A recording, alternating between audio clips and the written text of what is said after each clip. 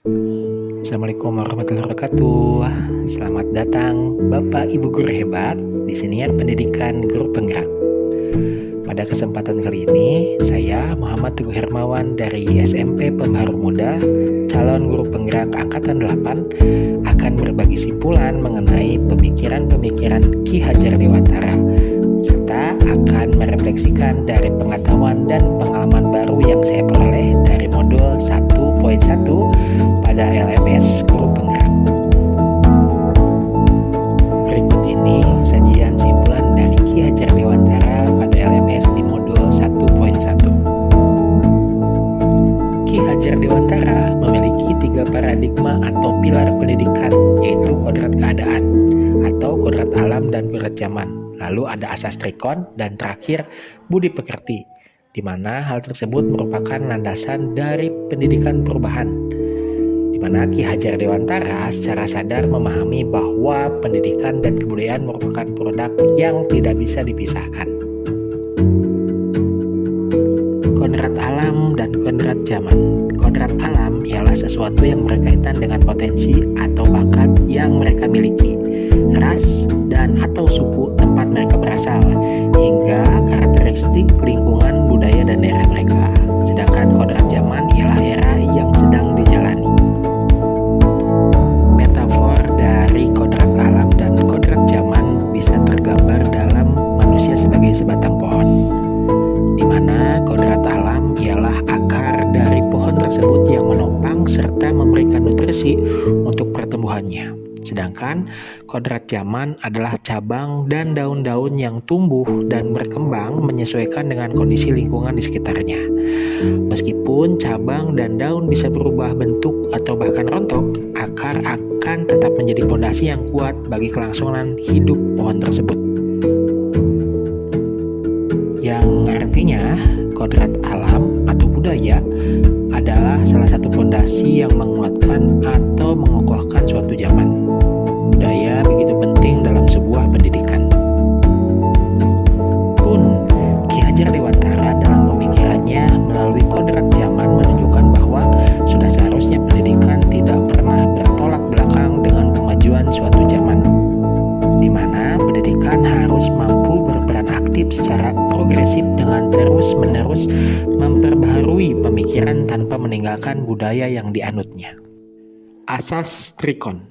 Asas ini dinamakan dengan asas trikon karena terdiri atas 3 asas yang berawalan kon, yaitu kontinu, konvergen, dan konsentris. Asas kontinu artinya pengembangan yang dilakukan harus berkesinambungan, dilakukan secara terus-menerus dengan perencanaan yang baik. Suatu kondisi yang baik tidak mungkin dapat dicapai dalam sekali waktu seperti sebuah sulap. Tahap demi tahap pengembangan dilakukan dengan rencana yang matang. Dengan perencanaan tersebut, maka suatu tahap dilanjutkan oleh tahap berikutnya dengan melalui evaluasi dan perbaikan yang tepat.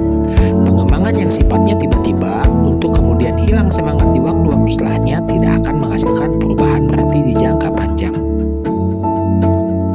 Asas konvergen artinya pengembangan yang dilakukan dapat mengambil dari berbagai sumber di luar, bahkan dari praktik pendidikan di luar negeri, seperti yang dilakukan oleh Ki Hajar Dewantara ketika mempelajari berbagai praktik pendidikan di dunia, misalnya Maria Montessori dan Froebel.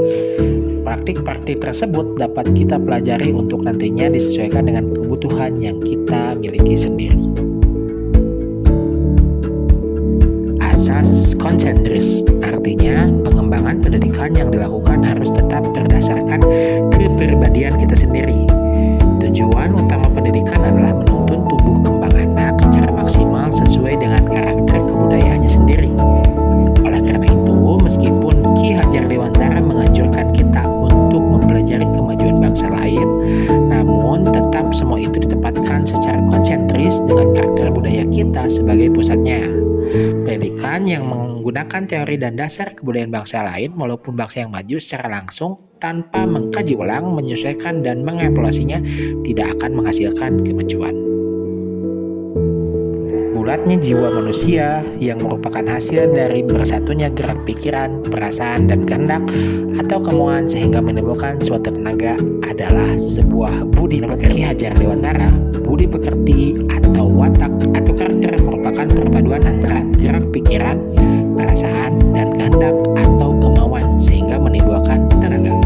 Budi pekerti juga dapat diartikan sebagai perpaduan antara cipta atau kognitif, karsa atau afektif sehingga mampu menciptakan karya, yaitu psikomotor.